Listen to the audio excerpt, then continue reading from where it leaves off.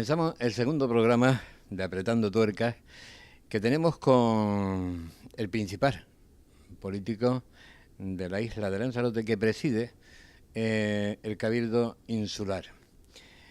Ya en el programa pasado habíamos quedado pues con una serie de preguntas que se quedaron ahí en el aire y que nos gustaría conocer su respuesta. Y para eso llevamos a cabo este segundo programa. Quizás un poquito más polémico que el primero. Y vamos a comenzar, don Pedro Sanguinet, con una preguntita de un pasaje que dice que usted pagó de su bolsillo para asistir a Sudáfrica a los campeonatos mundiales, en este caso de los bomberos, y que la oposición poco más o menos indicó de que había sido con dinero público. Buenos días. Yo voy a tratar de llevarle la contraria en eso de la polémica, pero no me puedo escapar. Vamos a ver, el viaje a Sudáfrica, mi error fue pagarme efectivamente el billete, porque fue un viaje oficial. ¿Por qué me pagué el billete de ese viaje de mi bolsillo?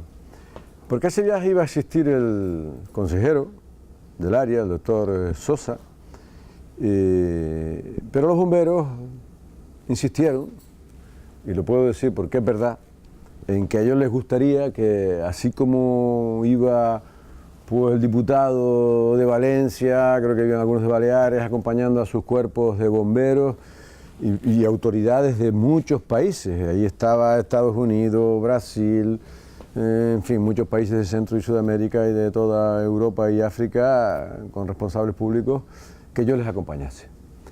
A mí me pareció que era suficiente que fuese el consejero y quise tener el gesto, que finalmente fue un error, de pagarme yo el billete, aunque fuese un viaje oficial. Tal es así que la factura del hotel mía está a nombre del doctor Sosa, que finalmente no fue. Por razones personales desistió finalmente de ir.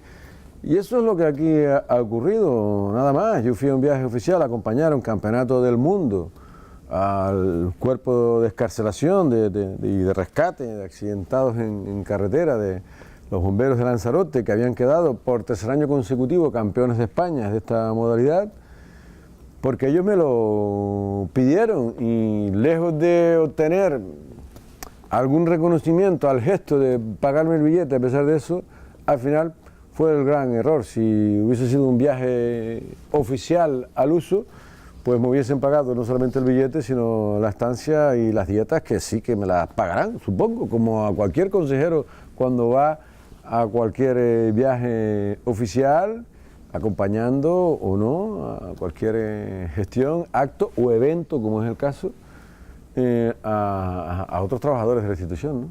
Además, un viaje que vino repleto de títulos. Sí, la verdad es que estamos muy satisfechos. No conseguimos el campeonato del mundo, pero sí en algunas de las modalidades el primer puesto, porque existe una clasificación general, pero también en sanitarios, en mandos, operación rápida, y estuvimos en el podio en alguna de ellas, ¿no? Por lo tanto, muy contentos. Lanzarote puede estar muy orgullosa de un cuerpo de bomberos en general, que yo creo que, aunque siempre fue muy bueno, ha recuperado su imagen y su prestigio por la labor que desempeñan, especialmente en el caso de los accidentes en carretera, ¿no? Por cierto, ¿cómo valora usted en la gestión de la oposición en el Cabildo? Mire, yo le confieso que prefiero más hablar de la gestión del gobierno, de los proyectos, que de la oposición en el Cabildo. Ya lo he dicho muchas veces, salvo contadas excepciones, es raro que hagan propuestas realmente constructivas para la isla, y mire que hay cosas por hacer, ¿no? O que hagan críticas con fundamento más allá de atacar a la imagen personal, ¿no?, del presidente prepotente, del presidente soberbio, del presidente antidemocrático, del presidente que no consensúa. Yo veo muy poca altura de miras, ¿no?, en esta oposición, que, como he repetido tantas veces, no tiene más proyecto de isla que acabar aquí en Canarias, con Coalición Canaria, en la presidencia del gobierno del Cabildo de Lanzarote, pero presenta pocas alternativas reales porque no tienen proyecto político. ¿Y cuál va a ser realmente, aunque ya nos has explicado una serie de ideas de proyectos que tiene a cabo, cuál va a ser realmente los proyectos estrella, aquellos que realmente va a llegar a la población que tiene Coalición, pues de cara a futuro y a las próximas elecciones, no solo para Lanzarote, sino para la capital de Arrecife, que de alguna manera va de candidato un compañero de partido suyo, Echede Sí. Eugenio? Los proyectos estrellas se los contaba en el anterior programa. Una prioridad del gobierno insular, y que me perdonen el resto de municipios que también tienen un montón de proyectos, todos y cada uno de ellos, es la ciudad de Arrecife. La ciudad de Arrecife tiene que estar a la altura de la isla y no que siga siendo tal vergüenza que hasta los turoperadores la esconden. Esconden Lanzarote, esconden Arrecife, para que se vayan con una buena imagen de la isla de Lanzarote, y pasan de largo. Solo los cruceristas entran en la ciudad y poco más.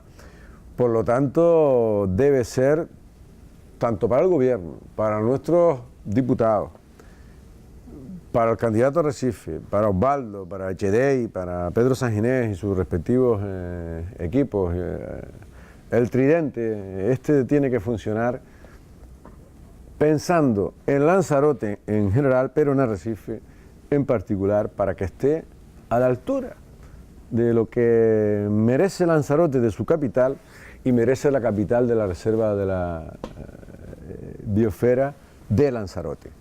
Y esa va a ser una prioridad, en el más amplio sentido, llámese de proyectos de inversión, del frente marítimo, de los barrios, o de proyectos de intervención social, también especialmente en los barrios, en las zonas donde hay riesgo de exclusión. Pronto vamos a presentar proyectos muy potentes, ya lo verán, justamente en este último sentido de políticas dirigidas a las personas. Y después las prioridades, como decía en el anterior programa, van a ser pues el centro de mayores de alto requerimiento para nuestros mayores, una inversión de 18 millones de euros, y todo lo que tenga que ver con nuestro paisaje. ¿Considera usted importante la energía renovable para Lanzarote? Las energías renovables son importantes para el planeta Tierra, aunque solo sea por la duda, hay quien lo cuestiona, que estamos siendo los causantes de la aceleración del cambio climático por la emisión de gases contaminantes y la generación creciente de residuos. El compromiso que los países tienen, que los países tienen con su territorio, que las comunidades con su región, que los cabildos con su isla, o que usted en su metro cuadrado y yo en el mío de mi casa, en el fondo es un compromiso con el planeta, ¿no? Y Lanzarote creo que está predicando, lo afirma el propio gobierno de Canarias, que maneja los datos de las 7 islas, que hoy por hoy, después de que el Hierro ya hace unos años instaló un sistema muy interesante, pero de dudosa eficiencia desde el punto de vista inversión, producción, es magnífico lo que se ha hecho en el Hierro, pero para una población de 10.000 habitantes han hecho falta más de 80 millones de euros para esto, ¿no? Decía que Lanzarote presenta los mayores índices de penetración de renovables de toda Canarias en los últimos años. No en vano hemos multiplicado por 3 la instalación, la potencia eólica, instalada. Le doy un dato: hay noches que cuando menos se consume, por la noche, que Lanzarote está cubriendo hasta un 26% de la demanda energética con la energía eólica pública instalada. Nosotros aspiramos a que esto dentro de unos años y por las noches superemos de largo hasta el 50 o el 60% de esa energía con energía limpia, y que al menos alcancemos el 20% allá por el año 2020 con los 2 parques eólicos que vienen, financiados con el Fondo de Desarrollo de Canarias, y yo espero que estén adjudicados y ejecutados, uno más el próximo año, y también el fotovoltaico. Sí, lo considero que son importantísimas, Y obras son amores y no grandes razones, dice el refrán. Se ha hablado durante demasiados años de sostenibilidad, de renovables, etcétera, etcétera, por quienes me precedieron en el cargo, pero mucho discurso ideológico, pero pocos megavatios instalados. Ahí están. Bueno, la Casa Fajardo, de la que estuvimos hablando en el primer programa, ha rellenado sin lugar a dudas muchísimas páginas en su contra por culpa de la crítica brutal de la oposición política del Cabildo. Pero luego, como bien dijo usted en el anterior programa, salió la responsable de Patrimonio indicando una serie de detalles que la oposición no ha sido capaz de salir, reconocer su error y pedir disculpas por las brutales acusaciones que se le hizo en su momento. No, lejos de pedir disculpas la oposición, porque lo que dijo Nona Perera, a quien le reconozco públicamente la honestidad, yo ya lo había demostrado, con documentos, con imágenes, di ruedas de prensa, incluso con este asunto, con los informes de Nona proponiendo la oportunidad, la idoneidad, validando las tasaciones, etcétera, etcétera.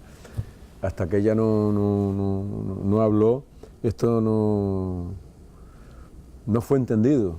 No fue entendido por la ciudadanía en general, amigos y familiares, incluso amigos y familiares, hasta que ella no lo dijo. Menos mal, es que estaba cansado que nos dijeran por la calle que esto se compró solo por tus intereses o relaciones personales que fueron posteriores. Decía que la oposición no solamente no ha pedido disculpas, sino que es que ahora dicen que ellos jamás se refirieron a eso, que de lo que hablaran fue de la inoportunidad o idoneidad, habiendo otras necesidades en la isla en ese momento, la carestía y demás, que de mi relación nunca hablaron.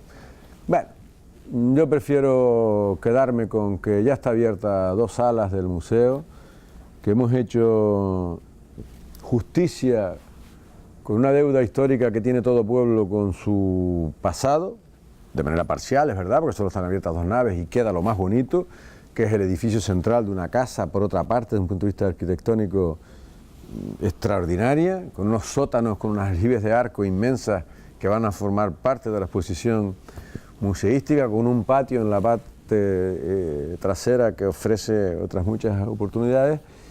Y decía que no solamente, perdone que me extienda, porque esto me parece importante, creo que lo dije también en el anterior programa, lo que supone como elemento identitario para la autoestima de los que descendemos por mucha colonización que hubiese, y en nuestros genes está demostrado que ahí está, ¿no? Los ancestros que vivieron, que poblaron las Canarias, a diferencia de cualquier otra de las islas de la Macaronesia, donde solo había animales y no seres humanos cuando fueron conquistadas, decía que es fundamental. Eso es lo que quienes nos visitan buscan, además del sol y la playa, pues elementos identitarios del lugar, y esto es algo que solo tiene Canarias, y Lanzarote lo tiene de manera especial, con un museo de sitio de Sonsamas, que ese todavía no está abierto, pero se va a adjudicar ahora también, en unos meses se adjudica, casi 2,5 millones de euros de inversión, como probablemente una de las aldeas de los poblados aborígenes de mayor riqueza de toda Canarias junto con Galdar, ¿no? ¿No cree usted que el único propósito de la oposición, por su forma de actuar, es bloquear el avance de Lanzarote en materia de planificación, lo que supondría el freno a múltiples proyectos de interés general, ¿no? Yo creo que hay pruebas que demuestran que eso es así, y muy recientes además. Para aprobar cualquier instrumento de ordenación, plan insular, que el plan insular afecta a todos, especialmente al sector primario del que antes les hablaba, a la agricultura, a la ganadería, a un vecino que quiera emprender un proyecto en según qué suelo, la jeria, el plan de la jeria, el plan de rector del archipiélago Chinijo, o la declaración de interés general de un montón de proyectos, llámese el Palacio de Congresos, el vivero musical, todo aquello que no tenga anclaje en el planeamiento actual, debe ser declarado de interés general y pasar por el filtro del órgano ambiental, y con esto le respondo a la pregunta, que la oposición no quiere aprobar. Convencieron al gobierno, y fuimos generosos, de que no nombrasen los miembros el Consejo de Gobierno, como pude hacerlo, sino el Pleno. Vale, accedemos. Accedimos, porque lo pidió la oposición, en aras del consenso, a que no fuese por mayoría simple, como marca la ley, en el Pleno, sino por mayoría absoluta. De acuerdo, también accedemos a esto. Para al final descolgarse, con la ayuda de don Manuel Cabrera, que también lo había votado a favor, como todos ellos, lo que le estoy diciendo, que no, que ahora que ya había accedido a esta, ahora tampoco les gustaba así, ahora quieren que sean 3/4. Solo quieren bloquear todos los planeamientos y cualquier proyecto, precisamente para utilizarlo como arma arrojadiza a la principal carencia, diría yo, en mi gestión como presidente, que es la no aprobación de todos estos instrumentos de gestión. Claro, es muy sencillo. Es que usted no es capaz de alcanzar consenso, usted no es capaz de alcanzar consenso conmigo porque a mí no me da la real gana. Eso es lo que está haciendo la oposición. Y así es imposible. Pues, ¿qué he hecho?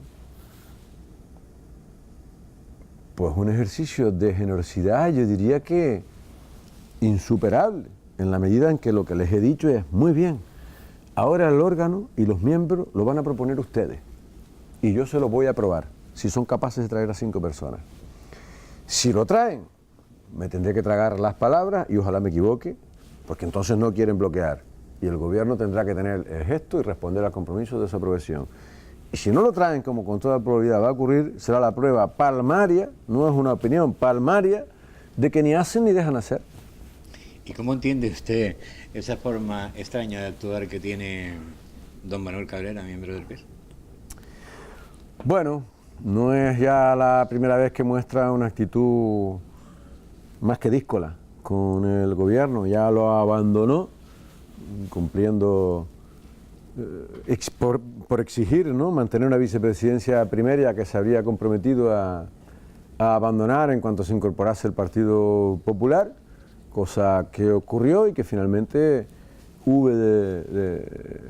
tuvimos que devolverle la vicepresidencia primera, que se la hurtamos al Partido Popular a cambio de que Coalición Canaria perdiese 2 consejerías. Esto es lo que ha costado a este gobierno mantener una hipotética mayoría, porque si al menos la tuviésemos, yo sé que la pregunta es, ¿y por qué no cesa usted a don Manuel Cabrera?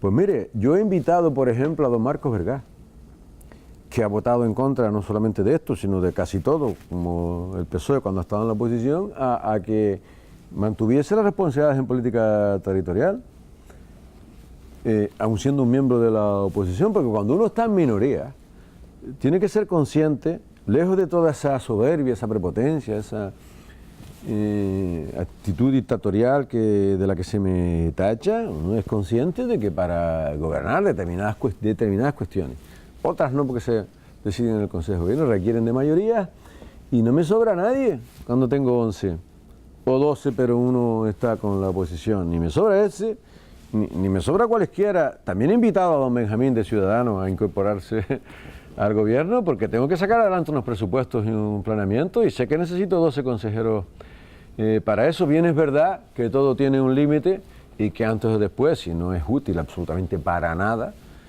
pues realmente para seguir cobrando un sueldo como consejero del gobierno sin aportar nada al gobierno, pues perderá todo el sentido.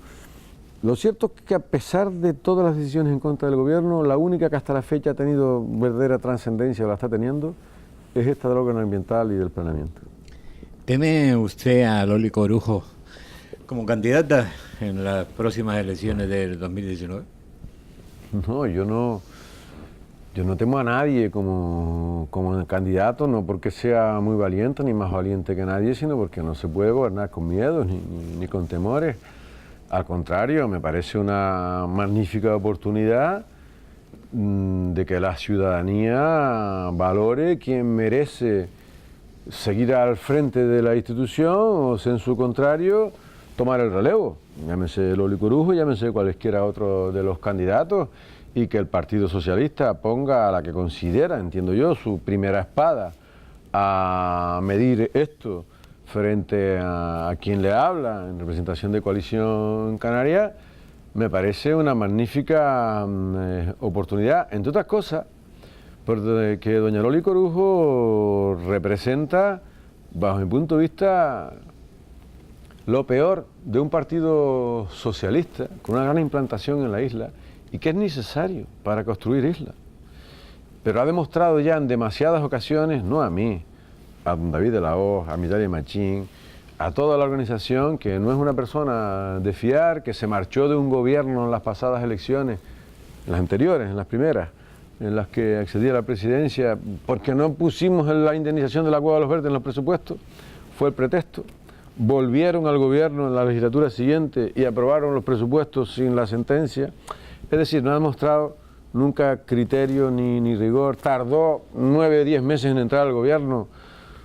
Resulta que porque había un técnico que había sido cambiado de puesto de trabajo, del cual se olvidaron cuando entraron, y se volvieron a marchar despidiéndose por WhatsApp 5 minutos antes, sin esgrimir antes ni en la mesa del pacto, ni los consejeros del Cabildo a quien le habla, ninguna razón, ninguna discrepancia, ningún motivo para la ruptura, solo por interés político de doña Loli Corujo, que tenía un congreso enfrente y como pretexto utilizó la huelga de los centros turísticos, que luego los tribunales dijeron que estaban equivocados, o el convenio con Montaña Roja que después validaron los tribunales, o excusas baladí.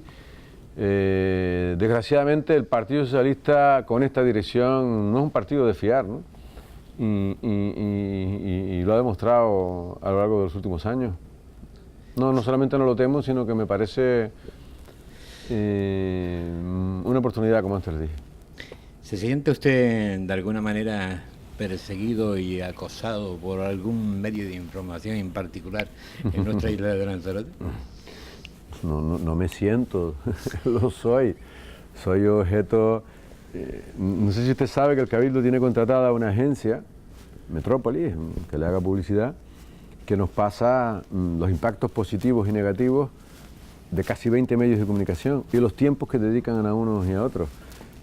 Si está usted hablando de, seguro, de Radio Lanzarote y La Voz de Lanzarote, le diré que suma más impactos negativos de Pedro Sanginés que todo el resto de medios de comunicación de Canarias juntos, todos juntos, otros 18. Eso sale claramente en las estadísticas, del mismo modo en que me dedican aproximadamente un tercio de sus programas, un 30 y pico % de sus programas están dedicados exclusivamente a Pedro Sanginés, precisamente con impactos negativos, ¿no? Y no sé qué porcentaje del total que me dedican todos los medios de Canarias. Es una actitud obsesiva, compulsiva, que yo quiero creer que lejos de crear la opinión que pretenden, están logrando al menos neutralizar, ¿no?, esa pretensión con una crítica tan despiadada, tan obsesiva y sobre todo tan cobarde, ¿no?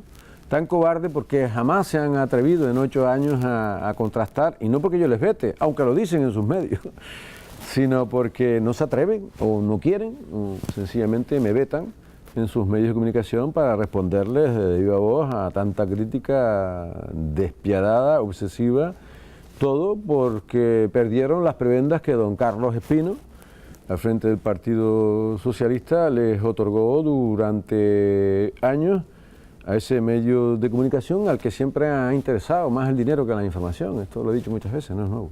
¿Cree usted que la Fundación César Manrique está politizada?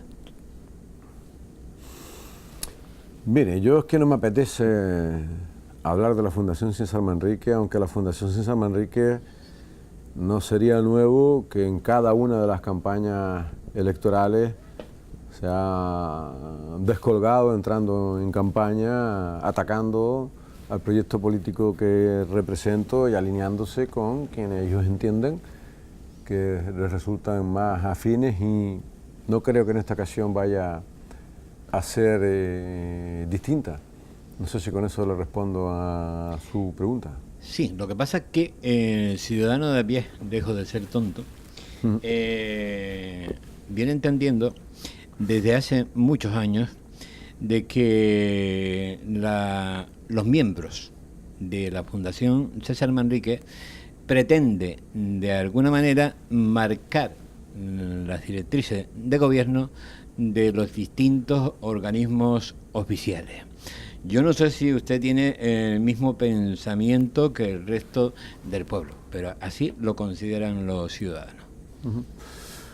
Bueno, yo al respecto no sé lo que consideran los ciudadanos. La Fundación es una institución que, como quiera, que se llama César Manrique, tiene el marchamo y la autoridad moral que César sí tenía.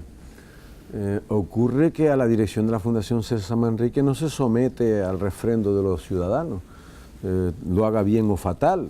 Es una directiva y una institución privada, a diferencia del Cabildo, que sí es un gobierno, sí está representado por quienes los ciudadanos así deciden y o eligen, ¿no?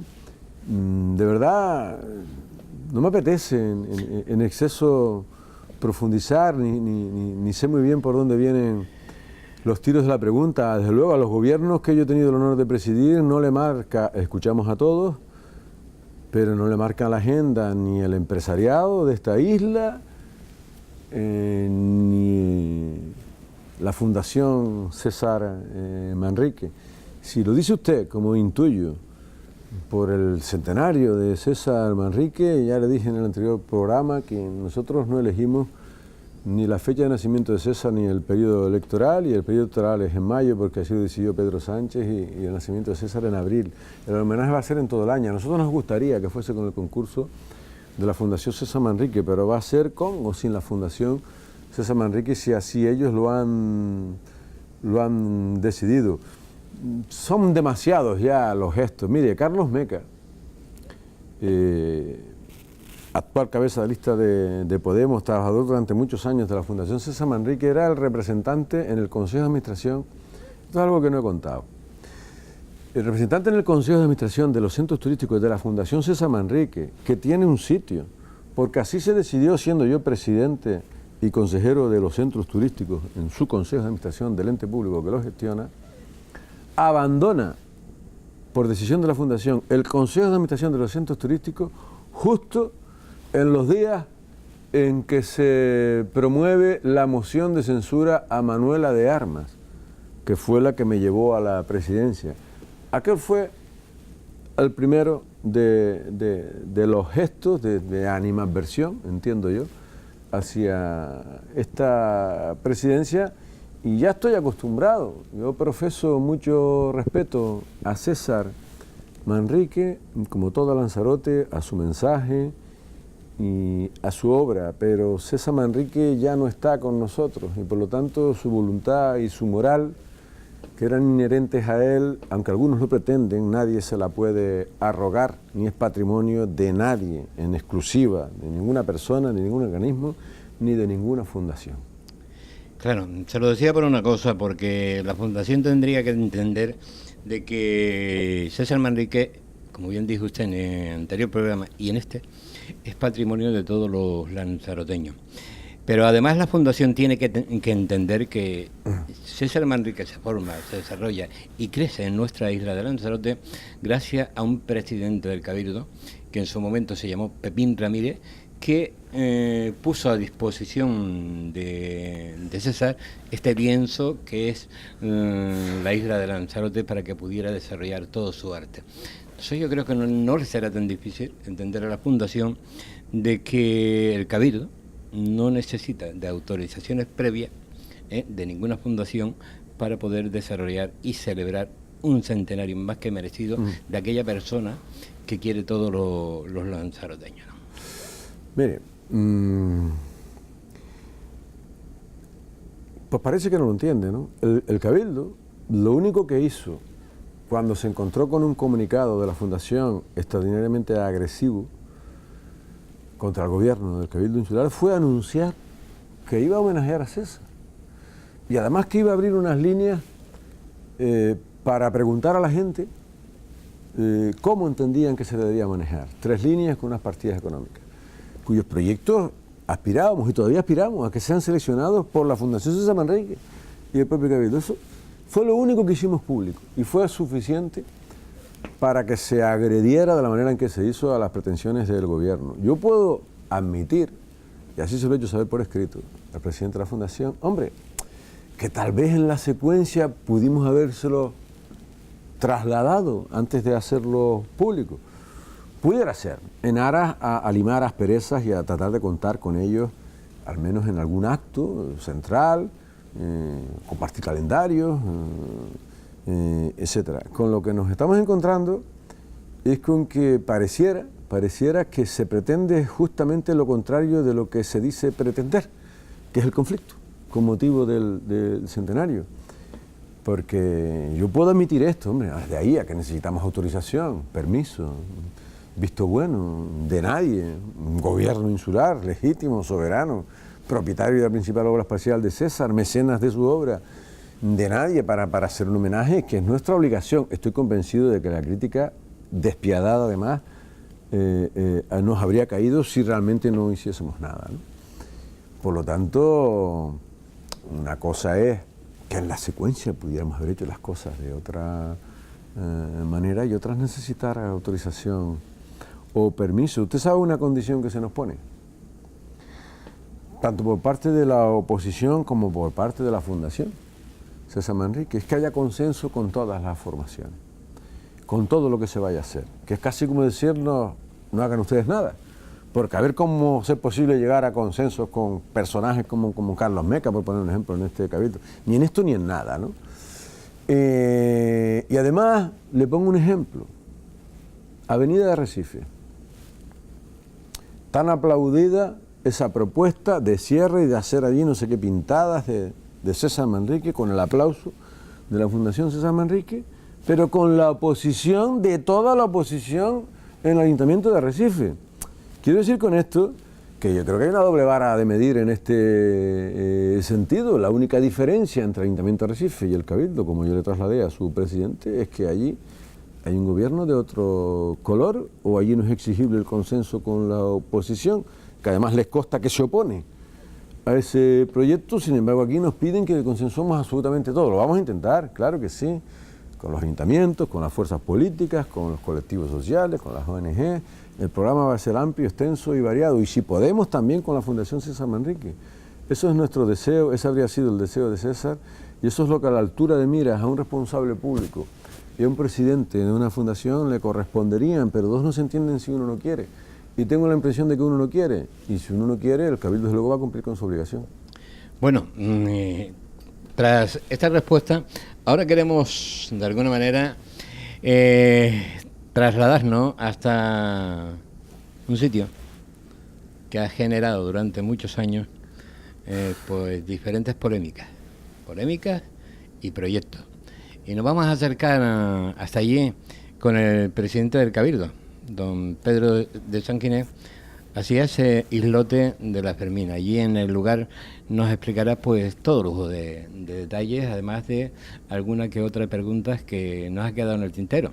Yo creo que con estos dos programas que vamos a llevar a cabo con el presidente del Cabildo, queda más que claro para la población, pues con su respuesta, todo aquello que la población de alguna manera quería saber y quería pues escuchar del propio presidente del Cabildo. Pues don Pedro, nos acercamos al islote de la Fermina. Vamos, me hace mucha ilusión ver, porque no lo he visto desde que comenzaron las obras, y creo que llevan ya unas cuantas semanas allí, como 4 o 5 empresas trabajando el estado en el que está. Pues nos acercamos hasta el islote de la Fermina. Apretando tuercas. Apretando tuercas. ¿Estás preparado o preparada? ¿Dispuesto, dispuesta a escuchar y ver nuestro programa? Apretando tuercas. No te lo pierdas. Apretando tuercas.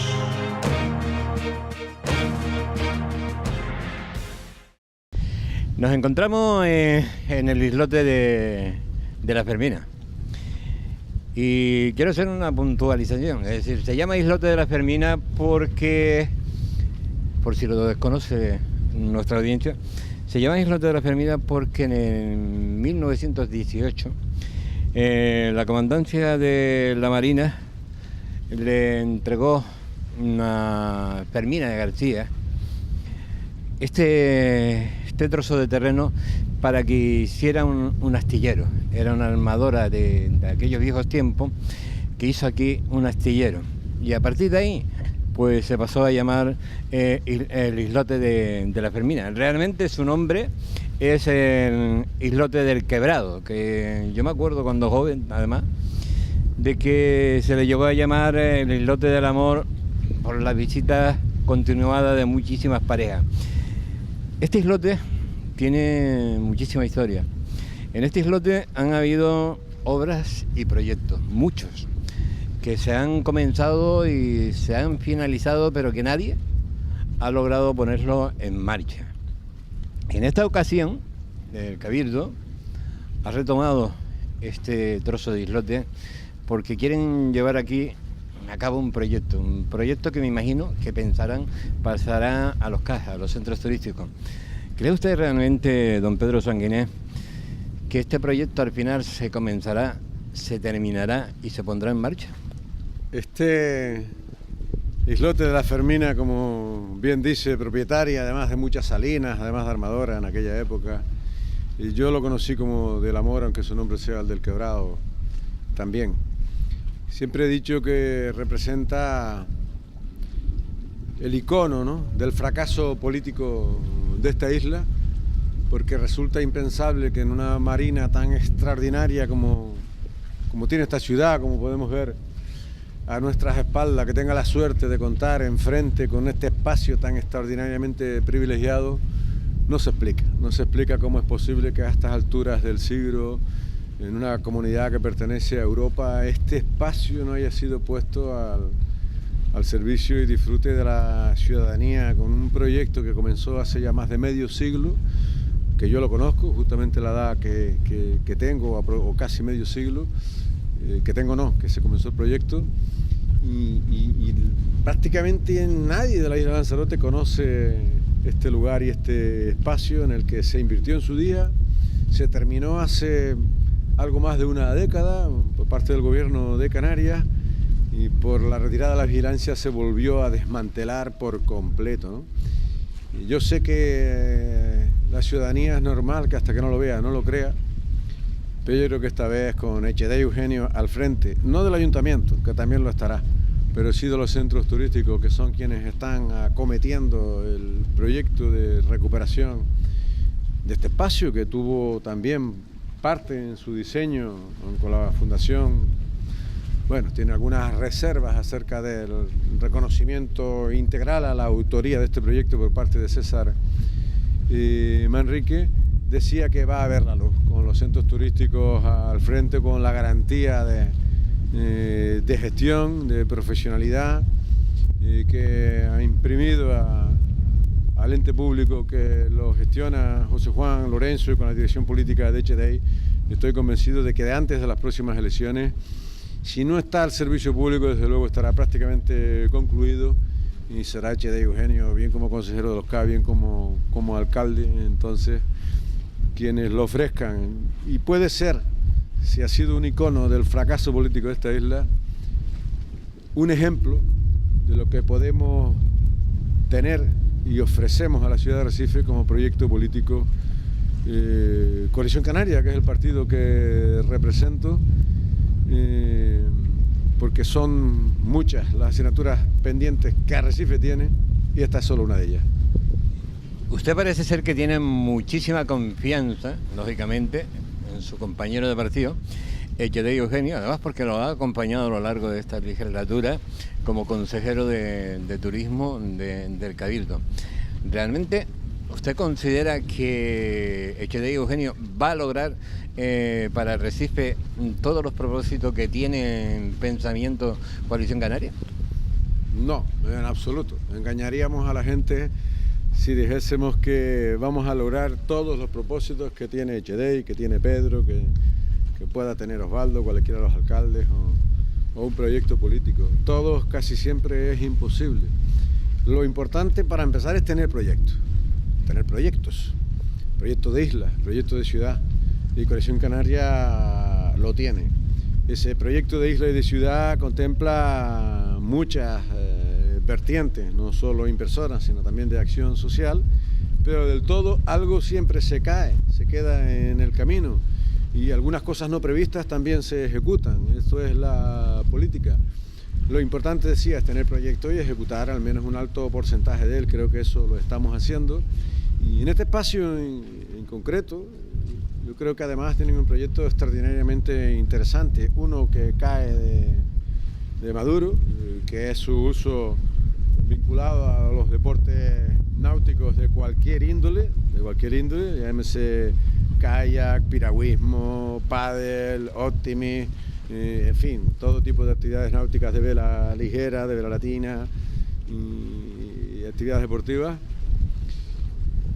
Hay otro que no cae tan de Maduro, que es vincularlo a la Oficina de Cambio Climático, especialmente para observar, y ya estamos trabajando en eso como observatorio de la evolución del mar, de nuestros océanos, de la calidad del agua, de la biodiversidad marina y por tanto su protección. Y el espacio en el que nos encontramos, que será destinado al proyecto que ya está funcionando en muchas ciudades del mundo. En España sé que en Madrid, en algunas otras europeas, norteamericanas y australianas, si no me falla la memoria, en todo el mundo, ¿no? De coworking, de desarrollo de empresas con base tecnológica, donde además habrá una cafetería con partners muy potentes, ¿no?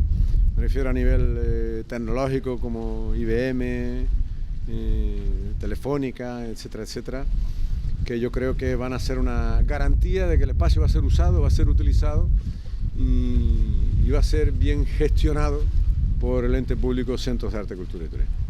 Ya para terminar, dos últimas preguntas. Todavía queda otro islote, un poco mayor que este, que es el islote del Francés. ¿Recuperará el Ayuntamiento de Arrecife, la ciudad de Arrecife, algún día ese islote? Lo dudo. Este islote lo recupera el Cabildo a través de los centros turísticos, porque el Ayuntamiento de Arrecife tenía una concesión y la tiene porque es suelo público, perteneciente a Costa. El islote del Francés es una propiedad privada con una sentencia que le consolida su carácter urbano, y yo creo que con el islote del Francés lo que ha faltado es valentía y pragmatismo a la hora de sentarse con los propietarios y valorar cuáles son las posibilidades reales de que efectivamente también ese espacio se ponga al menos parcialmente al servicio público y al servicio de la ciudadanía. Estoy convencido de que cualquier propietario está dispuesto entre otras cosas porque es obligación, que parte del suelo en todo plan de urbanización se ceda, ¿no?, al uso público. Pero no ha faltado claridad de ideas, ha faltado determinación, ha faltado claridad de ideas y ha faltado valentía para admitir que esto es así y que ojalá fuese posible en un suelo público el ayuntamiento tuviese los millones de euros que serían necesarios para que el 100% del islote estuviese al servicio de la ciudadanía. Yo me temo que no existe capacidad económica para esto y que habrá que tratar de conjugar los intereses generales, el uso público de ese islote, con los que en un Estado de Derecho tienen la propiedad privada con sentencias a su favor, o nos puede ocurrir. Por eso siempre he dicho que cuando se va a planear, claro que se tiene que hablar con los propietarios de las grandes bolsas de suelo. No solamente no es ilegítimo, sino que es una obligación del responsable público. Si no, puede pasar lo que ha pasado con el islote de Ginori o con tantos otros. Y yo estoy seguro de que Echedey Eugenio otra cosa no. Pero determinación, valentía y conocimiento además de lo que es la ordenación tiene. No en vano el Plan General de Teguise se aprobó siendo el concejal de urbanismo en Teguise, y el de Arrecife también se aprobará bajo su presidencia en el ayuntamiento, porque este gobierno está claro del Partido Socialista que ni está ni se le espera, ni con este ni con ningún otro planeamiento. ¿Está usted muy seguro de que el próximo alcalde de la ciudad de Arrecife va a ser Echedey Eugenio? ¿Llegará algún día o dejará algún día de ser la ciudad de Arrecife el patito feo de toda la isla, a pesar de tener una de las marinas más bellas que tiene Canarias, sino todo el territorio español. Sin duda alguna, pero es que además sería de género tonto y de fracaso definitivo que no ocurriese como en el cuento. Es decir, el patito feo termine transformándose en el cisne. Si no tenemos más que mirar a nuestro alrededor, las 5 láminas de agua interiores que tiene Arrecife, yo no las conozco en ningún lugar de Europa, la del reducto en la que estamos, la que se encuentra frente al Ayuntamiento de Arrecife, el charco de San Ginés y la bahía de Naos, que habrá que conectar algún día como antiguamente era y circulaban las aguas entre el charco de San Ginés y Naos. Solo por eso Arrecife es un cisne en potencia, pero es que también en los barrios y en el interior lo que nos dicen los arquitectos y expertos urbanistas es que a pesar de que no se han hecho las cosas bien, lo que se ha hecho no es irreversible. La ciudad está todavía ante la oportunidad de hacer proyectos de intervención, de conexión de los barrios, recuperando lo que eran los antiguos caminos del agua, la reserva de la biosfera por encomienda del ayuntamiento. Esto sí lo han hecho bien, lo tengo que admitir. El ayuntamiento, este gobierno, encomendó a la reserva de la biosfera que diseñe un proyecto de ciudad, de conexión con los barrios, y hay universidades europeas trabajando en colaboración con nosotros y el propio Juan Paló, un arquitecto de prestigio, diseñando todo esto que le digo, y lo que nos trasladan es que, y cuando te lo explican, es verdad que hay que dedicarle mucho tiempo a esto, uno termina de visibilizar, pues es verdad, en realidad no hemos hecho, pero tampoco hemos deshecho, ni lo que se ha hecho es irreversible. Por lo tanto, claro que sí, Arrecife va a terminar estando a la altura de Lanzarote, que es una isla de un enorme prestigio en Europa, por su estado de conservación, por su belleza, por su singularidad, y en Arrecife también lo vamos a conseguir a poco que nos lo propongamos. Pues pedirle disculpas por esta entrevista tan larga, este atraco que le hemos hecho en 2 o 3 horas de entrevista, y darle realmente las gracias por ello y desearle, como es lógico, lo mejor para las próximas elecciones del año 2019, y ojalá, como usted bien dice, su deseo como partido se cumpla y se haga realidad, don Pedro Sanguinés. Pues muchísimas gracias, la verdad es que ha sido una entrevista hecha un tanto en clave electoral, y es por eso que yo he respondido en esas mismas claves. Yo creo que hemos sido acreedores, ¿no?, merecedores de un crédito que decidirán o no los ciudadanos, pero el gobierno insular necesita de un mismo color. La capital de Arrecife, reserva de la biosfera, aunque no lo parezca, y ojalá la próxima legislatura nos brinde esa oportunidad. Pues tras la respuesta del presidente del Cabildo de Lanzarote, don Pedro Sanguinés, nos acercamos y nos vamos ahora hacia el Cabildo de Lanzarote, donde vamos a despedir nuestro programa. Pero me gustaría hacer una pequeña puntualización para nuestros televidentes, y es que nosotros no tenemos siglas políticas, como algunos nos han dicho ya. Nosotros hacemos las entrevistas a todas aquellas personas o a todos aquellos políticos que a la hora de llamarlos se presta a nuestra entrevista. Hemos prácticamente entrevistado a todos los alcaldes de la isla. Hemos entrevistado a diferentes partidos de diferentes siglas políticas, y hemos entrevistado hoy al presidente del Cabildo de Lanzarote, don Pedro Sanguinés. Si hay algún partido que se nos queda fuera, le podemos asegurar que no es por culpa nuestra, ni tampoco estamos haciendo campañas electorales para ningún partido. Simplemente queremos llevarle la información correcta de la voz de cada político a nuestros televidentes y a nuestra isla de Lanzarote. Apretando tuercas.